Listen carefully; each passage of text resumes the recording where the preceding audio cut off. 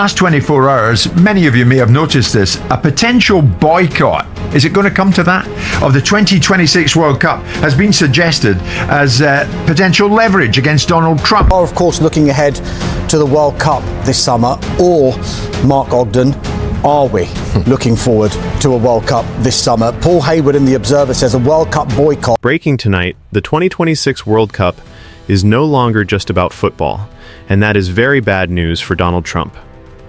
What was supposed to be a proud global celebration is slowly turning into a question nobody wanted to ask. Can the world still trust the United States to host the biggest event on Earth? This story did not begin with protests. It did not begin with angry fans or loud politicians. It began quietly, carefully, and very deliberately in Germany. Germany did not shout. Germany did not threaten. Germany simply spoke. And that was enough to shake FIFA. For decades, the World Cup has worked on one basic assumption. When the host is chosen, everyone shows up. No doubts, no conditions, no questions. That assumption is now broken. Germany's message was not dramatic, but it was serious. A senior figure inside German football openly said that a boycott of the 2026 World Cup should be considered. Not announced. Considered. That single word changed everything, because Germany is not just another team. Germany is one of football's pillars. When Germany hesitates, the entire structure feels unstable. This was not about anger. This was about confidence. And confidence is something the 2026 World Cup desperately needs. The tournament is being hosted by the United States, Canada, and Mexico. On paper, it looks perfect. Big stadiums, big money, big promises. But reality works differently. The United States is not just a host country, it is a political signal. And under Donald Trump's leadership style, that signal has become unpredictable. This is where the problem starts. World Cups are built on movement. Fans traveling, teams arriving, media crossing borders. All of this requires one thing above everything else: trust. Germany's warning was really about trust. Can players feel welcome? Can fans feel safe? Can federations feel respected? Under Trump, those questions do not have simple answers.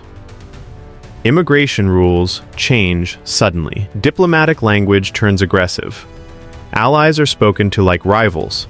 For a normal country, this creates headlines. For a World Cup host, it creates fear. And fear is deadly for global events.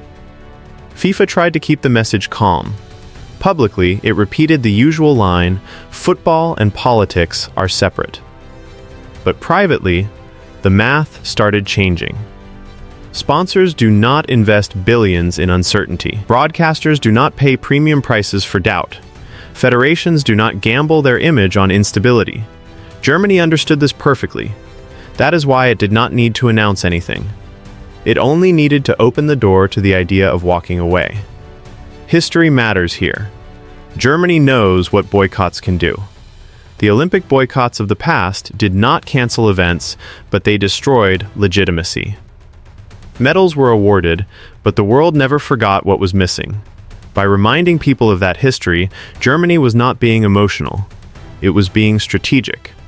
And that strategy landed directly on Donald Trump's desk. Because this World Cup was supposed to be proof of American leadership. Proof that the U.S. could still unite the world.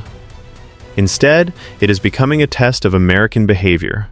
Trump's style is built on pressure, on forcing others to bend, on public strength. But global sport does not work that way.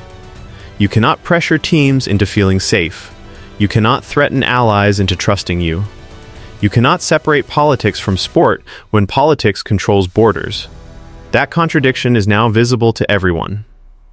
Germany's role became even more powerful because others followed, not loudly, but carefully.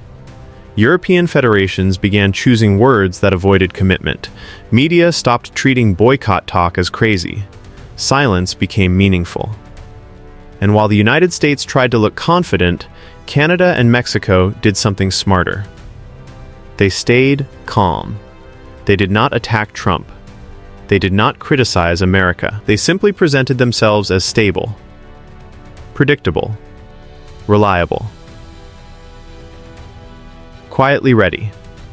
That contrast hurt, because when instability rises, stability becomes attractive. Trump's America thrives on dominance, but global events require cooperation, and cooperation requires respect.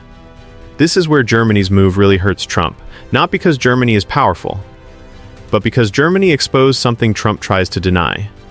That power alone is not enough. A World Cup without full global trust is just a tournament, not a symbol. Fans around the world started asking questions they never asked before.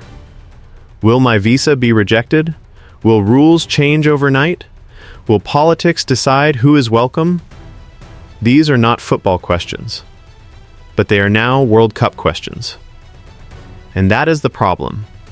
Former FIFA voices added fuel to the fire, not because they control anything now, but because their words reflect fear that already exists. When people start saying watch from home, it's safer, something is broken. The United States was meant to be the heart of the tournament. Instead, it became the biggest question mark. Germany didn't create that. Germany revealed it. For Trump, this moment is dangerous, because it attacks something he values deeply: image. Hosting the World Cup is about respect, about being trusted by the world, about being seen as a leader, not a risk. Germany's message quietly suggested that America, under Trump, may be the risk. That is not something money can fix. That is not something stadiums can hide. This is why this story matters. Not because the World Cup will be canceled, not because Germany will definitely walk away, but because something fundamental has changed. Participation is no longer automatic, trust is no longer assumed, and power is no longer one-sided. The 2026 World Cup may still happen, games may be played, trophies may be lifted, but the illusion is gone.